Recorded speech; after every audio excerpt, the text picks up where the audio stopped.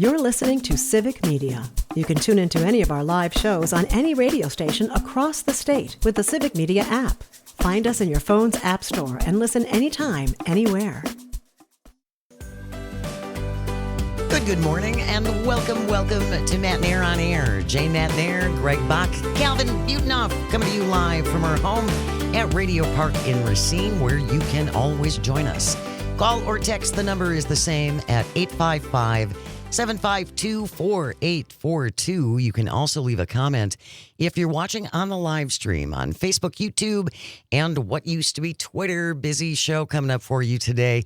Hour number 2, we're going to kick everything off with Darren Von Ruden. He is the president of the Wisconsin Farmers Union. He's been on the show numerous times. We're going to talk about trade deals with China. The shutdown and its effect on farmers. Absolutely. And the dairy modernization bill in Wisconsin. So there'll be very interesting discussion. Probably languishing, Yeah. I would imagine. So audio sorbet today, Ooh. where we lighten things up and get away from the news. That happens around 10:35. It's a momentous day. Why is that? On this date, November 5th, 1955, This sounds like a very famous and important day in history. Dr. Emmett Brown invented the flux capacitor. And time travel would never be the same or a thing again. Right. Yes, Back to the Future flux capacitor, which enabled time travel, was invented on this date, according to Back to the Future movies. So we're going to talk about movies and movie posters specifically. Yes. Because there is a particular tie to Back to the Future and movie posters, hand-painted movie posters. It's pretty cool. So that is going to be Audio Sorbet in hour number 2, and then we'll wrap it up as we always do with this Shouldn't Be a Thing. Today, the Clone Zone edition. This should not be a thing. Yes, indeed. Stick around for that. That's coming up at the very end of the show. We're going to talk about the elections that were not in Wisconsin. I mean, it's great to cover. It's great to talk about the elections in your pajamas. Somebody said, who was it? It was Jenny in our chat saying it's really great to be talking about this here instead of on the air because it's not Wisconsin. For once. For now. For once. But we will be talking about the results of the election from around the country that happened last night. Some pretty big news. Some pretty big discussions that will be happening for the next few weeks that will really influence the next year, because between now and next year, we'll be seeing the midterms, we'll be seing candidates, commercials, text messages, but it's about crafting a message, and we're going to talk about who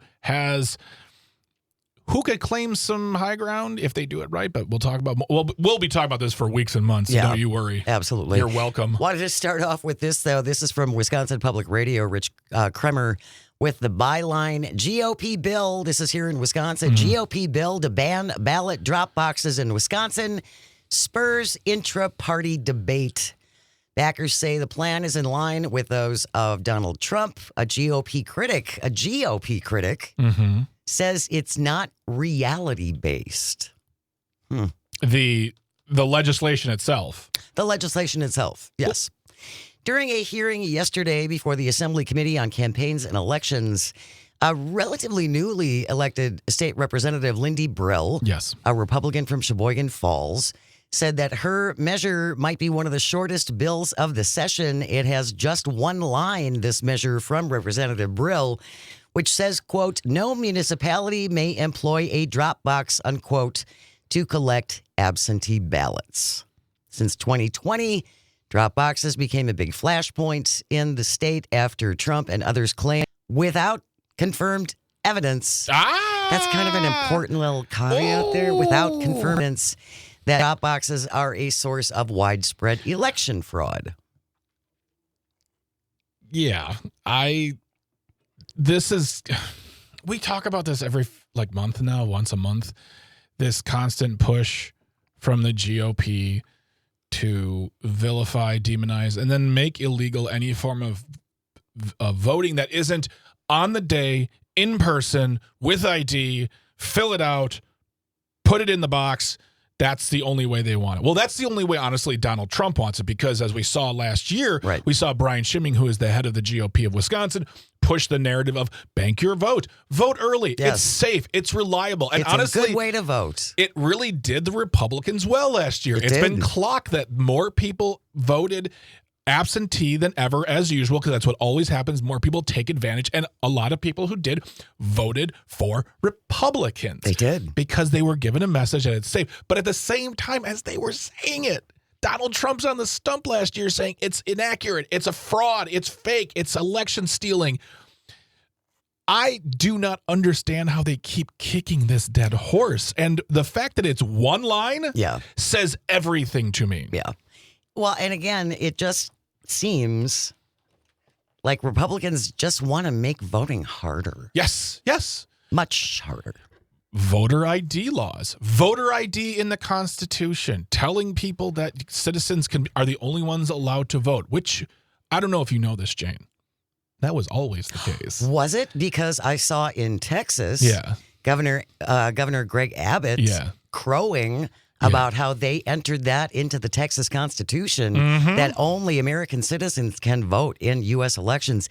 That's already the law. Yeah. Now, if I'm not mistaken, there are certain municipalities around the country where, and these are in local municipal elections, where citizens can vote, but you have to then have a series of permit, like you have to be living there. Like there are things. There's a whole process. There's a process to being able to be a non-citizen voter in that municipality. But leave it to Texas. Yeah. To put it on their state constitution, Proposition 16, passed 7228, which means a lot of people, regardless of their party, voted for this, as we saw with the enshrining of voter ID into the Wisconsin Constitution, because people see that and say, well, yeah, totally. But as you said off air, and we've said before, measures like this are solutions in search of a problem. Right. We do not have evidence of massive, widespread voter fraud, no matter who says it, whether it's Lindy Brill in the Wisconsin State House, or it's Caroline Leavitt in the White House, or it's Mike Johnson in the Speaker's office. There is no evidence of widespread voter fraud through this country. These are measures that are costing the taxpayers dollars because they have to print the words on the ballots. Yeah, this all costs us money. Costs us money. Like all of those lawsuits looking for the stolen election. Yeah. That $2 million we paid to Michael Gableman, that was our money. That was our money. That was Wisconsin taxpayer money. Absolutely. And just remind me, what did Michael Gableman find after that $2 million worth? Let me refer to the notes from Robin Voss's statement. Yes. Nothing. Okay, nothing. Thanks. Good. Money well spent there. Money well spent. 855-752-4842 if you would like to join our conversation. Cindy from Appleton joining us on Matt and Air on Air. Good morning, Cindy. What do you want to say? Well, with the Democratic sweep last night, I know this whole election, trying to make it harder for people to vote is going to become ramped up now by the Republicans, obviously. Yep. And I just hope, though, with all this sweep of the Democrats, that this doesn't go to their head and they get cocky. Well, we're gonna be talking. Go on, Cindy. We still have a lot of work to do, and Wisconsin still has not turned against Trump yet. So we have got our work cut out for us here yet. So thank you very much. That's a great point, Cindy. Thank you. And that's something that I want to talk about more in the next half hour regarding last night's elections, and we'll talk to Dan about this, and we'll talk to everybody about this. We'll get sick of talking about elections, but it's really about the fact that for the past year, the story has been the Democrats lost the narrative. Democrats lost the election. Democrats lost the people. And last night showed that when you run good candidates and you have a good message. A good short message. Yes. And then you're running succinctly against authoritarianism, that people throughout the country will respond to your message. Now, what they do with that is up to them. They cannot get complacent, but we'll talk about that more later. I want to talk more for a moment about Lindy Brill, who is this representative who put forth this one-line bill to get rid of drop boxes in Wisconsin. Even though, by the way, I don't know if you know this too, Jane. Welcome to the segment we call Greg Asks Jane. Do you know, by the way, The Wisconsin State Supreme Court has already ruled that drop boxes are legal. They're legal. They did in 2024. And on top of that, along with no evidence of widespread voter fraud in Wisconsin, the problem is that Representative Brill doesn't really know if she can trust that. Calvin, we have a clip of an exchange between her and Representative Lee Snodgrass on this topic of not only drop boxes, but where you get your facts. Calvin, play that.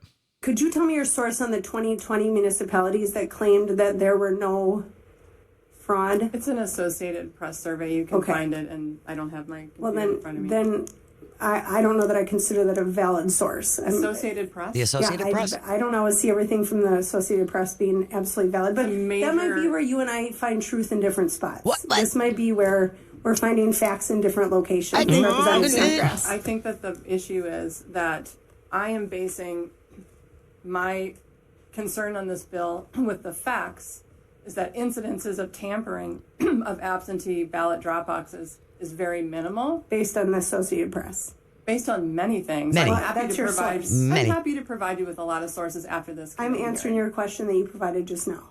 Great. And then I would just like to say at the end of everything, I'd like to thank our president for leading the charge on this. He was the one who introduced this in the first place, and I'm thankful that I got to introduce it in Wisconsin alongside him. And I'm thankful for the opportunity to get to talk about it because this is true election reform that our state needs. I think that says everything. It says a lot. That was Representative Lindy Brill, who was calling into question the veracity and the truthfulness of the Associated Press. You know, that left-wing liberal shill. That's sketchy. Associated Press has only been around for what? Doesn't 2, 3 George years? Soros run the Associated Press, Jane? I find it interesting that Representative Brill says that we get our facts in different places. So where, Representative, are you sourcing your Alex Jones? Mm-hmm. InfoWars? Yeah. Where are your sources of accurate information? I would be curious to know that. That was the largest takeaway. The second place takeaway for me was the ending where she had to lick the boots of the president. Well, that was well done. Because someone wants to run for... She slid that in pretty Yeah, nicely. someone wants to be lieutenant governor or a congressman one day, and she's gonna bow down to whomever is needed to be bowed down towards, and that's Donald Trump. And we look for facts in different places. That, to me, honestly, too, it's kind of a throwback. It's a throwback from the early days of 2021 or 2017, where I can't remember her name right now, was saying alternative facts. Oh, that was Kellyanne Conway. Alternative facts.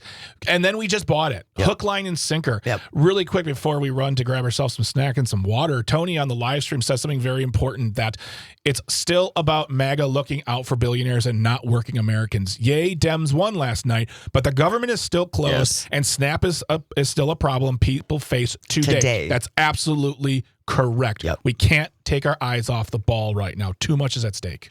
We're to continue this conversation. You can join us at 855-752-4842. Leave a comment like Tony did on the live stream on Facebook, YouTube, and what used to be Twitter. You are listening to Matt Nair on Air, coming to you across the Civic Media Radio Network. Stay with us. We'll be right back.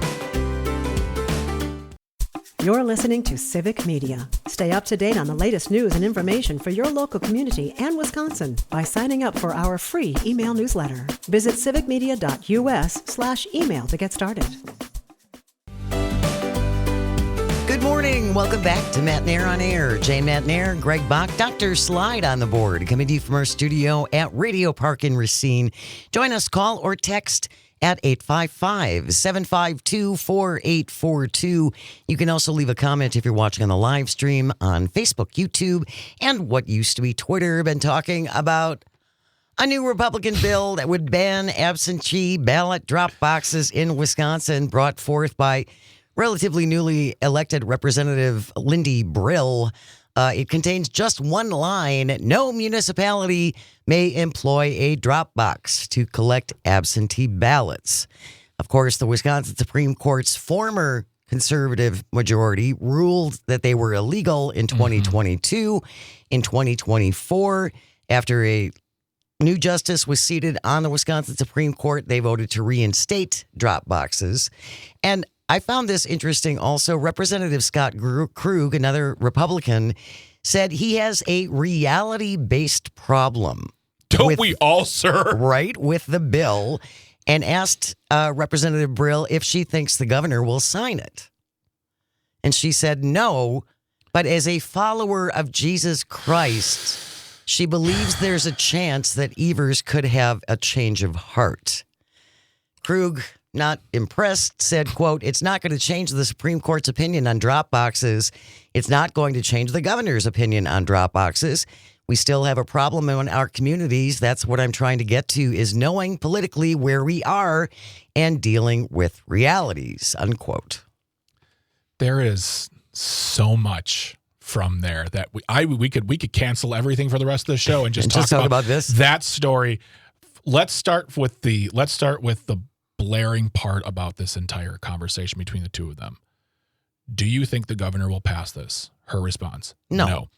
That means that this is a performative measure. Yes. The fact that it is one sentence makes it a performative measure.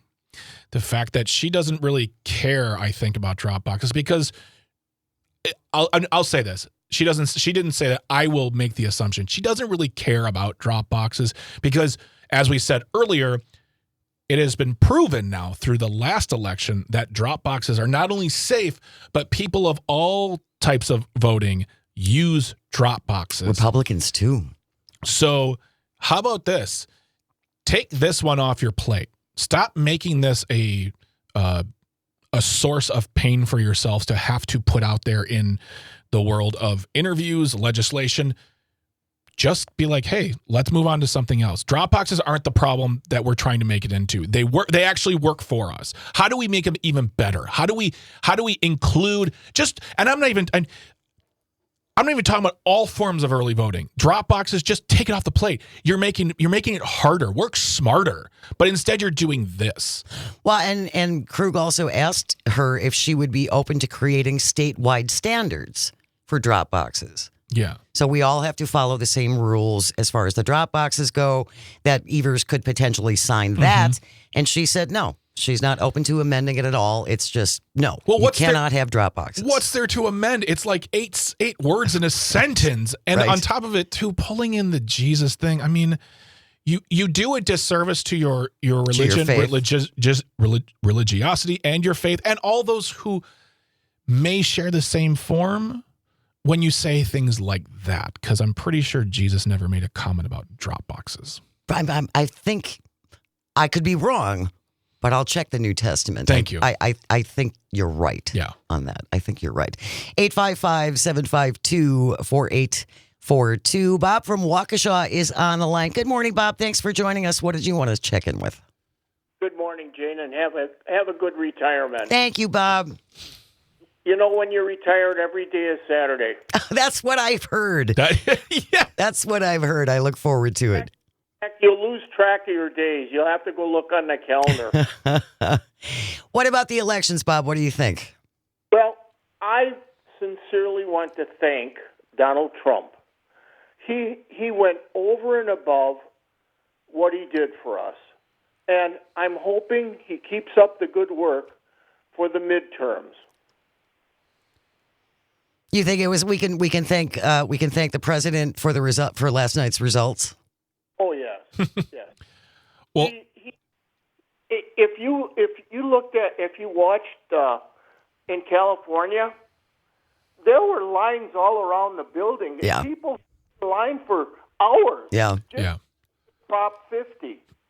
Well, and what I find so interesting, and we're going to talk more about these elections after the bottom of the hour news, Bob, but what I find so interesting about this is the California redistricting only happened because of what Abbott did in Texas. Correct. This was a response to something that Republicans did. Yeah. They are the ones who started this, and California was responding, and California spoke up, right, Bob? You bet they did. Yeah. And I heard one Republican strategist referred to it last night as a bloodbath for Republicans. Yeah, it was not a good night. Yeah. I don't know that they. Thank you, Bob. I don't know that they expected to win, but I don't think they expected to lose by these margins. And again, I think what we just talked about too, about the Texas and California, is a very important point to go back. And it refers to what we talked about earlier, is that in the face of losing elections, you should come together, post-mortem, talk about what went wrong. Talk about your messaging. Talk about your messaging. How do you get to voters? There's actually easier ways to get to voters than doing what they're doing, which is always trying to make voting and winning, making voting harder and making winning the only possibility by changing districts, adding seats, changing voting laws. Yeah, not changing their policies, which are not popular. And also, is really quick too, the Supreme Court is looking at the Voting Rights Act too. That is also going to be a huge thing too in this entire landscape. News is coming up next, and then we'll continue talking about last night's elections. Stay with us. You are listening to Matt Nair on Air. This is the Civic Media Radio Network. Good morning. Welcome back to Matt Nair on Air. Jane Matt Nair, Greg Buck, Sweet Calby on the board, coming to you from our studio at Radio Park in Racine. You can always join us. Call or text. The number is the same at 855-752-4842. Leave a comment on the live stream on Facebook, YouTube, and what used to be Twitter. Coming up after the 10 o'clock news, Darren Von Ruden will join us, the president of the Wisconsin Farmers Union. Lots of things to talk about, including deals or no deals. Wasn't that a show?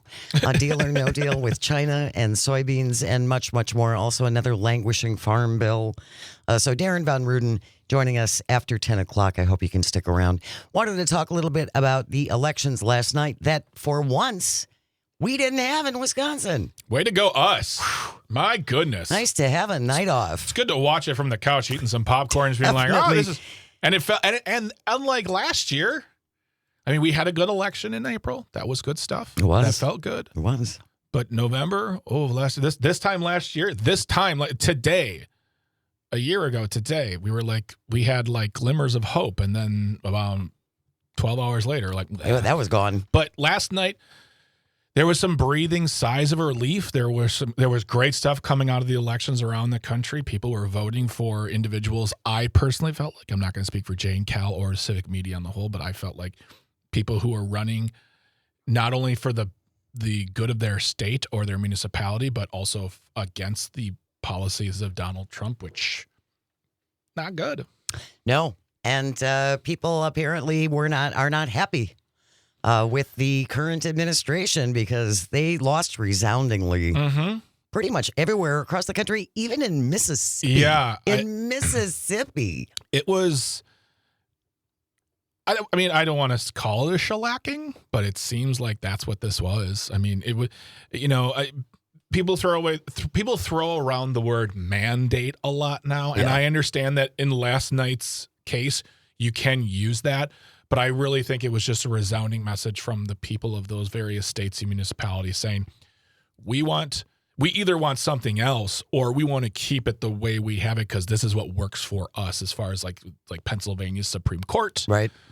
And I mean, it'll be interesting to see New York City, but yeah, I mean, the results came in last night and it was just resounding. It really was. And according to exit polls, and this is an article from NPR, exit polls found that in all major contests, so these would be the governor's race in Virginia and New Jersey, the mayor's race in New York, and Proposition 50 in California, voters said the economy was the most important issue, and they sided with Democrats overwhelmingly. And we talked a little bit about this yesterday. When we go back to the Biden presidency and the problems that we had with inflation and the problems with prices rising, and the Democrats made a big mistake in not addressing that and not addressing that reality that people were seeing at the kitchen table. And now the Republicans have done that times 500. Grocery prices are down. The president says that almost every day. Grocery prices are down when folks who actually go into grocery stores, unlike president. Well, he doesn't go to Pick and Save? He doesn't. No, that's not true. Yeah. there was something there. Okay, so back in the day of Steve Jobs and Apple, there was something called the Steve Jobs reality distortion field, where you could walk into a room and say, "Oh, there's a computer for $2,500. I don't need that computer for $2,500." By the time he got done talking, he could make it where you say, "I need that computer for $2,500."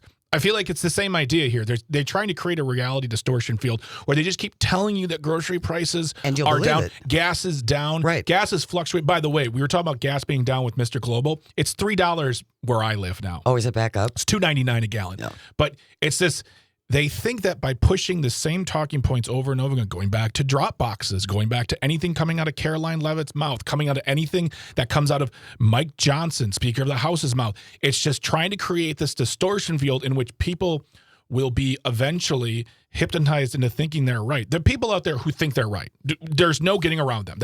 They are correct. Jane, you are wrong, and you are a communist, and then the feminists and the Marxists, you are in caravans, you are invading the country. Yes. And I have no kids. They think that this message is resonating with people, and it's not. It's stuck with some, but it's only making them look more and more out of touch. And I think last night's election showed that this message is not working. Yeah, it's not working. They got problems. 855-752-4842. Troy from Mount Horeb is joining us. Good morning, Troy. Thanks for checking in. What'd you want to say? Have you seen the racism of these people? Yes. For Mamdani? Oh, it's unbelievable. All the 9/11 memes or videos and Yes. New York forgot, and what a load of garbage. Yeah, and how insulting. Seriously, how insulting. Yes. I saw someone on Twitter this morning saying, well, now New York City is a third world country. What?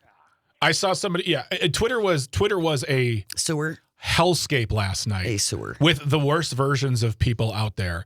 And from the funny tweets of like one person said, a majority of New Yorkers rejected this. Like, no, they voted for it. I'm looking at the numbers right now. To posting pictures, as you said, Troy, of 9/11 or horribly racist memes of Muslim people. It just, but there's a glimmer of silver lining hope in that, is that it did no good. Well, it hasn't. Yeah, it didn't work. It didn't work. But again, as soon as anything bad happens in New York City, yes, they're going to jump on this. But don't you think too, Troy, that these kinds of horrible, blatantly racist, this is where Donald Trump has brought us? Yes, right? Absolutely. This is who he and his people are. Yeah, and. They can't turn their backs on it because they show themselves every time they get a chance to. Yeah. It's disturbing. Thank you so much, Troy. Really appreciate it. I kind of had to put it down, but then I pick it up. Twitter is an awful place now, and it just every single tweet I'm coming across is just these horrifically mean-spirited things. Really quick, an example of what you can call a mandate or just an overwhelming, voice of the people. In Virginia, Abigail Spanberger won the governor's race against Winsome Earl Sears. Right. And I just want to bring up a number really quick. In 2021, Glenn Youngkin, who is the current governor, won by less than 2%. Just less than 2% against Terry McAuliffe. Last night, Abigail Spanberger, and it's not all counted, but right now she has a 15-point lead. That's pretty big. I think in a state like Virginia, who also elected an AG who is a Democrat, who came up against horrible controversy and lots of racism too. Yeah. 15 points in that race says something from the people of Virginia. Yeah. That is a massive, massive message to, I think, the Trump administration, the message they're trying so hard to push, and what good it will do you instead of just maybe, I don't know, opening back up the government and giving people snap and doing something. Like negotiate. Yeah. That's what it's called, negotiating. If you're just joining us on Matt and Aaron on Air, we're talking about the election results from across the country last night. You can always join us. Check in on this at 855-752-4842. Jean from Eau Claire. Good morning, Jean. How you feeling this morning? Wonderful. I slept really good, I got to tell you. But I got to tell you, I'm not going to tell you how I feel, about the future here, but I'm going to relish every moment that I get to hear your voice. Okay, there, lady. Oh, thanks, Jane. First. Anyway, this is a kick in the keister for those people because they have been lies, and fraud and abuse. I mean, people are waking up. You know what? They can spend all the money they want, but we're Americans. And the state of Wisconsin said, we're not for sale. Well, the United States of America is not for sale, and we got the biggest fraudulent salesperson up there in the head, and people aren't buying their lies anymore. Fact is a fact, and a lie is a lie. So, honey, on the board or in the assembly, keep your lies to yourself because we ain't buying, and I'm sorry to say that, but that's my personal opinion, and you guys keep up the great work. We love you. Bye. Thanks a lot, Gene. Really appreciate it. That's a very, very... When the history books look at post-Trump second term, or post-2024 election, let me rephrase that, post-2024 election, Wisconsin was the big news story. Yes. We rejected Elon. Beat back Elon Musk. Yep. And not only beat back, but once that happened, he left. Yeah. He had seen that he was vulnerable. He's kind of scurried away. Exactly. The power was taken away from him by a state like Wisconsin, by a candidate who just was running on their values for what they thought could come to the courts. And I think as far as how this has to do with Wisconsin, because all elections run through Wisconsin now because we are who we are. But I think that what happened in Wisconsin in spring set the pace for where the message was going to go. Well, and it's interesting because I found an article this morning. There was a couple of elections in Colorado that had to do with funding lunches at schools and feeding children. And a report that I read, and unfortunately I can't remember where I saw it, but pointed out that one billionaire in Colorado is the one who is funding fights against these measures.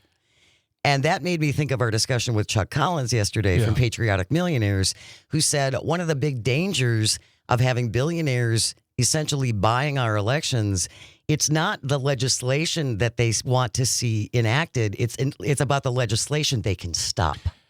That's good for other people. Which makes me ask the question, how does feeding school children harm a billionaire in Colorado? How does that hurt you? Or are you just twisting your mustache thinking about tying a lady to the railroad tracks? I mean, you must be purely bad if that measure makes you say, nope, this is what I'm going to spend my money on. But I think it was another rejection of this big money coming in and trying to dictate things. Which speaks volumes to the fact, whether you're talking about Wisconsin in the spring or this measure, both of these were non-sexy big-time elections. A Supreme Court race and a ballot measure speaks to what happens when the people pay attention. Listen up, make their voices heard. It's about paying attention, keeping your eye on the ball. Can't pay attention to everything, but things like this is how we tell the billionaires and the ruling class, nah, we're not for sale. Nice try, though, but we're not buying it.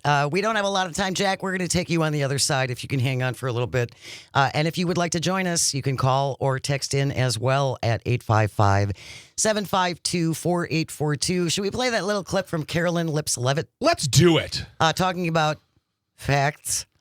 Calvin, play that clip, please, from the White House press secretary. The president posted on Truth Social that the voting underway in California is, quote, rigged. What evidence does he have of that, and what does it mean that mail-in ballots in that state are under legal and criminal review? By whom and why? And also, in this vein, does the White House still plan to issue an executive order banning mail-in voting, and what legal authority do you have to do that? The White House is working on an executive order to strengthen our elections in this country and to assure that there cannot be blatant fraud, as we've seen in California with their universal mail-in voting system. It's absolutely true that there's fraud in California's elections. It's just a fact. It is just a fact. They have a universal mail-in voting system, which we know is ripe for fraud. And if you want to deny that, I'm happy to provide you all of the evidence for it. I'd be glad to send that to you after this briefing. Why don't you share the evidence with the room? It seems like a pretty big accusation. Well, and if you've got the evidence for it that proves it unequivocally. That sounds like a story. Why wouldn't you share that with everyone? Front page news. One wonders. We will continue this on the other side. Again, Jack, hang on. We'll get to you right off the top here. Stay close. You're listening to Matt Nair on Air, coming to you across the vast statewide, countrywide. You can even pick us up around the globe on the Civic Media Radio Network. You're listening to Civic Media. Find the latest news, information, and archives of all your favorite shows on the Civic Media website, civicmedia.us. Good morning. Welcome back to Matt Nair on Air. Jane Matt Nair, Greg Bach, our one, our only Cal Zone on the board, coming to you from our studio at Radio Park in Racine. Join us at 855-752-4842. Leave a comment on the live stream. Good morning live stream on Facebook, YouTube, and what used to be Twitter. Coming up next hour, Darren Von Ruden, president of the Wisconsin Farmers Union, joining us after the 10 o'clock news. We will lighten things up for the last half an hour of the show, as we always do, with Audio Sorbet, where we take a breath, talk about silly things. So I don't crack up, essentially. That's why we do it. Right. And it's a momentous day. The flux capacitor was invented on this date on November 5th in 1955. It's a real day in history to remember. Right. To enshrine. To enshrine, exactly. So we're going to talk about Back to the Future and movie posters. Yeah. And then we'll wrap it up, as we always do, with This Shouldn't Be a Thing. Today it is the Clone Zone edition, so stay tuned for that. Right now we're talking about last night's election results from around the country. Democrats overall did very, very well. And taking your calls at 855-752-4842. Jack from Merrimack, thank you for your patience. Jack, what did you want to say about this? Well, first, Jane, congratulations on your retirement. Thank you, Jack. Many people told me when I retired, and it's been a decade, what are you going to do? Yeah. Well, let me tell you, I am so busy, you would not believe it. I got music gigs. I'm visiting relatives all over the country. This is, it's a great time. It's time to do everything that you ever thought you really wanted to do, but you just never quite had the time. Exactly. I'm looking forward to it. I am going to miss everyone here like mad. I really am. Yeah. But as I've said before, they're not getting rid of me completely yet. I'll be showing up here and there, whether they like it or not. Oh, look, Jane's back. Didn't we kill her key card? Someone kill her key card. Anyway, Jack, what did you want to say about last night's elections?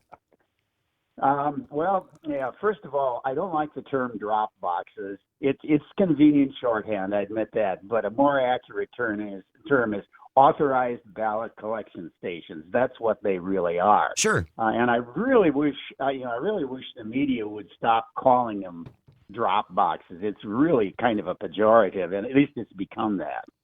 But finally, in the 1980s, I'm an old fart.